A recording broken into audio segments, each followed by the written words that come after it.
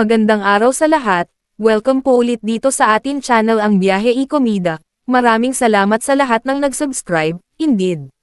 Punta tayo sa atin topic, August 10, 2025.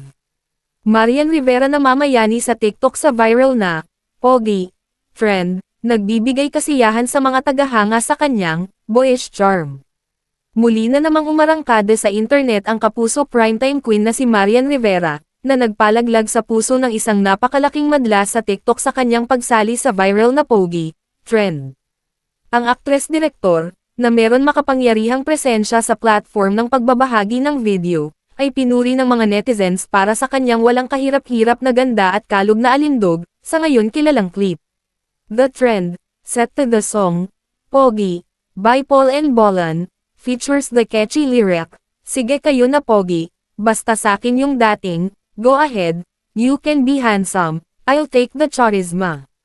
Sa mahigit 1.4 milyong likes at libu-libong komento, ang interpretasyon ni Marian sa uso ay napatunayang isang malaking tagumpay, na inihahayag ng mga tagahanga na mayroon siyang parehong hitsura at dating, o karisma.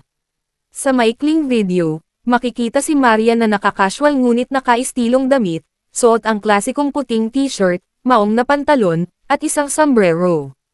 Habang perpekto niyang sinasabayan ang mga sikat na liriko, naglalabas siya ng isang cool at tiwala na aura na lubos na nagpahanga sa kanyang mga tagasunod. Ang napakalaking kasikatan ng video ay patunay ng kanyang hindi kumukupas na alindog at ang kanyang kakayahang kumonekta ng walang kahirap-hirap sa kanyang madla sa iba't ibang plataporma.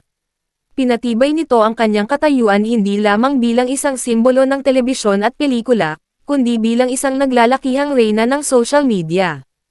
Ang mga komento sa TikTok post ay punong-puno ng papuri, maraming tagahanga ang nagpahayag ng kanilang paghanga sa kanyang walang kupas na kagandahan. One fan wrote, "Panis tinapos na ng isang Marian Rivera has finished the trend, no one can top it." Another user commented, "Ginising mo ang tomboy side ko, you awakened my boyish side," highlighting her captivating charisma.